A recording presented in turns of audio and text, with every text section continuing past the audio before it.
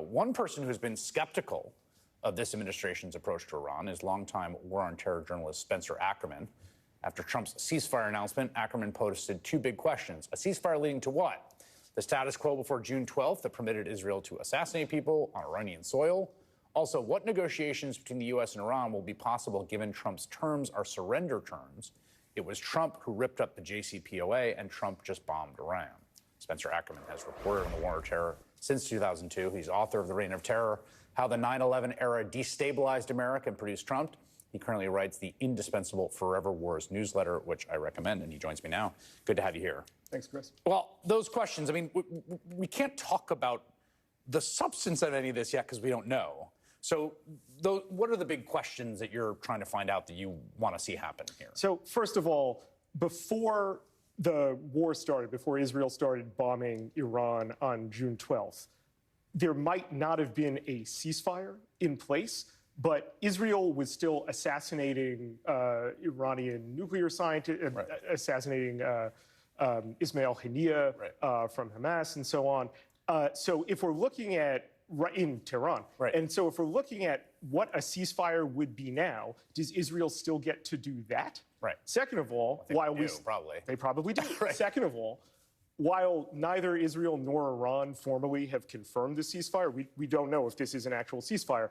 But the Israelis, since October 7th, have violated every ceasefire that they've been a party to, including the one in January with respect to Gaza that Trump brokered himself. So to what degree is the United States guaranteeing this ceasefire? Is Israel going to take attacks as it sees necessary going forward? And if that happens, is Iran going to hold Israel responsible, or is it going to attack the United States' positions in the Middle East again? Well, this gets to something that I think is at the core of this, and I think partly doesn't explain, but illuminates a little bit to me what's an enormous distance in the view on this from like the people closest to the American security apparatus and Washington and normal folks, right? I mean, here's the polling.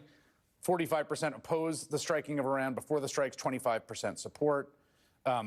After he actually did the strike, still 45% disapproving, 25% approving, and Reuters, YouGov, similar numbers, right? Part of this is people who are close to the American military apparatus and close to the Israeli security apparatus are like, these guys are weak.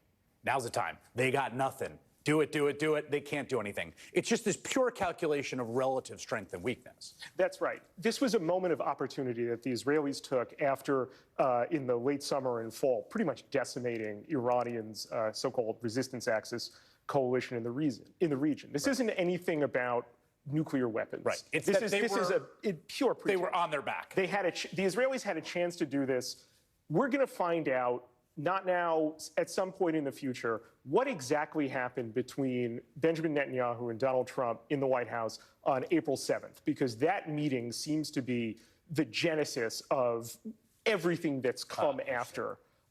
We don't really know that. The Washington Post had some interesting reporting earlier today talking about how one of the reasons Netanyahu really wanted to go right now is because the extremely hawkish general in charge of U.S. Central Command, Eric Kurilla, is going to be out soon. And they wanted to make sure that Kurilla, who had been part of the planning going back last year under the Biden administration for apparently what we just saw in Iran on Saturday take place, won't be there anymore. And they wanted, meaning the Israelis, to make sure that this war was going to be launched as quickly as they could keep this window of opportunity jimmied open. You know, there's also this sort of balance of forces. There's a question in the region, right? Iran seems extremely weak right now. They have completely lost deterrence. The sort of axis of resistance, was part of this their strategic vision, right? Certainly their strategic depth, yes. Yes. But now you've already got like Mark Levin, I'm looking at him here saying like, this is crazy, don't give him an off-ramp. Like this is existential. Netanyahu has talked about regime change. Trump himself said the terms are surrender or nothing. He said that 12 hours ago. Now he might go back to that tomorrow, who knows? But there's also gonna be pressure to finish the job from the same voices that were trying to get him to do it to begin with. That's right. And I would expect one of the reasons we haven't been seeing an Israeli confirmation yet, in addition to the late hour, is going to be Israel calculating what it can actually get out of this, what it can do to return to hostilities when necessary. Because the Israelis want to sign on to peace forever, as Donald Trump just said.